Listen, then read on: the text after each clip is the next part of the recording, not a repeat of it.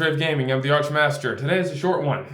It's a sneak peek into my system. So, my own game system, which replaces D&D 5e, while still keeping the bones and whatnot, but fixes stuff, has a system of doing damage. So, you roll your attack, you add your attribute modifier, usually strength for melee and whatnot, and then your proficiency bonus, etc. Like 5e, you beat the DC, the AC of the enemy, and you do damage. But like in Pathfinder, where if you get 10 over the enemy's AC, you do extra damage. In my system, you also do extra damage when you get over, but it's by 5s instead of by 10, because I think that if you hit someone's AC and you do 8 or 9 over, that shouldn't just be like, oh well, not 10, you got 9 but it wasn't 10. It's like, I think that feels kind of lame. If you get 3 over, that doesn't feel like as big of a waste as if you got 8 over. And it's like, seriously, 8 over their AC and I didn't get anything, right? So in my system, you have your weapons damage die. So for a longsword, it's a D8, right? And so if you hit them and you just get 1 to 4 over, then you do your D8 damage die and your strength mod damage. And then if you get 5 over, you do, in addition, the next die down. So a D6. And then if you get 10 over, you do a D8, D6, and a D4.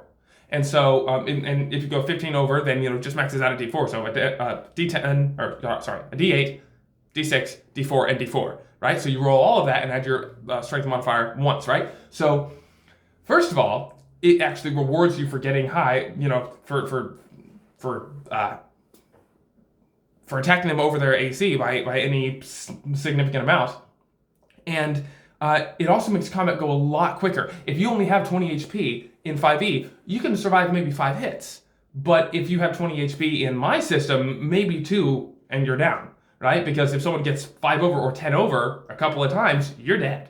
So combat is much faster, it's more deadly, the stakes and the drama are there. If you're having combat, what's the point of having that combat? You want there to be some kind of stakes, some kind of drama, right? Unless it's just there for the players to power through and to kill everyone, that's fine. But most of the time, in my opinion, combat should be there for a reason. You should be fighting for something, right? It's either survival or whatnot, right? There should always be some kind of stake.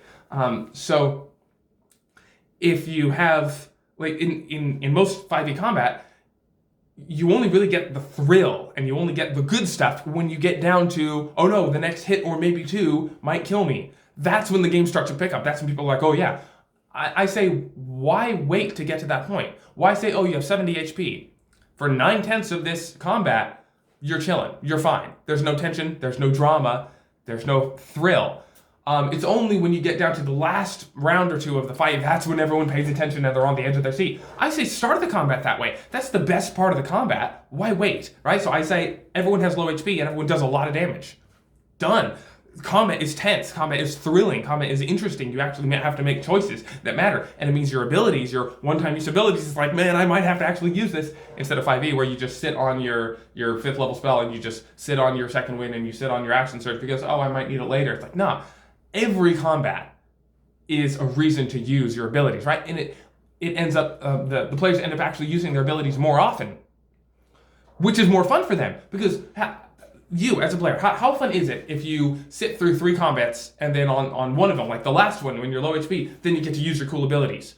You had the first 2 combats where you didn't use your cool abilities. You were kind of bored. You didn't get to do any fun, cool things, right? I would much rather have all my combats be tense, where I use my abilities every time, than to just have this safe period, right? I think having safety, low stakes, low tension is just not what we're here for. It's not adventurous, right? When I'm playing the adventure game part of the experience that the experience at the table, right? When I'm engaged in the actual game part of it, I want there to be tension. I want there to be thrill. I want it to be adventurous, right? That's kind of the whole point. So yeah, that's how my system tackles it. You just roll extra dice down the dice chain, right? It's not another D8 and another D8 and another D8, because that can get kind of overpowered.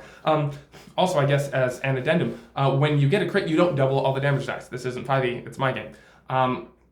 What you do is, say you have your longsword and you do your D8 damage normally. If you get a crit, you do the next die up in addition. So you do a D8 and a D10, right? And then if you get 10 over, you're also getting that extra D6 and extra D4. So it ends up being a ton of damage. You don't double it, you just add the next die up the die chain instead of additional dice down the dice chain. And that actually works really well with a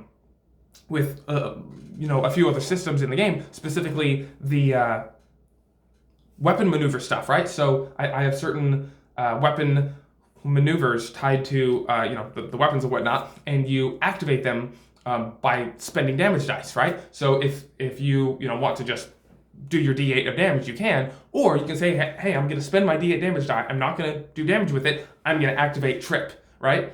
And so there are certain abilities that can only be activated with certain dice, where it's like, hey, it needs to be a D10 or higher. So if you have a D8 weapon, you can never use that D10 unless you get a crit, and now you can, you actually get to trade up and use that extra D10 to do something. I guess I'm over-explaining now. There's another system in there, which you can use if you want, where you actually get to trade 2 lower dice. Yeah, trade 2 lower dice for the next higher one. So say you really want to use that D10, knockback ability, say, but you only have D8 weapon.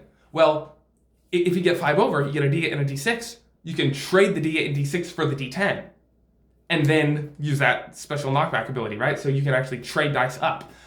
So if there's something that only requires a D12, and you have a D6 weapon, if you get 15 over, and you have a D6, D4, D4, D4, you might be able to trade all of those up. I would have to sit here and do the math, but I think you can. You can trade all of those up to get a D12 and do the special D12 thing, right? So normally a battle axe has a D12, and so it does some super cool thing to knock people back. And so if you hit them so hard that you went 15 over their AC, even if you have a short sword and it's only a D6 damage, if you hit them that hard, you end up getting to do that same push, that same knockback, the same whatever it is that normally you only get to do with the battle axe, right? Stuff like that. It makes combat interesting, it makes it fast, makes it fun, gives you options, gives you choices in combat where it's not just, well, I guess I hit. Even if you do hit, it's like, ooh, I hit, normally, or 5 over, or 10 over, here are my options, I can do things, right? And it's, they're just more interesting things to do in combat than just roll to attack, hit, next turn, right? Anyway, there's lots more about combat that makes it really interesting, really fun, really dynamic and different, and just that you can do things, even as a martial character. Especially as a martial character, you can do things in combat besides just hitting. It's actually interesting to play a martial character in my system. I fix martials. It's kind of hard to say I prefer playing martials because my caster classes are just magnificent, but I absolutely would have no problem playing a martial in my system. Whereas in 5e, why? Why would you? I would only play a wizard or a warlock, right? Some cool caster, maybe sorcerer, but the sorcery points are so disappointing, they don't give you enough of them. But anyway, I would only ever play a caster in 5e because those are the only classes that actually give me interesting things to do.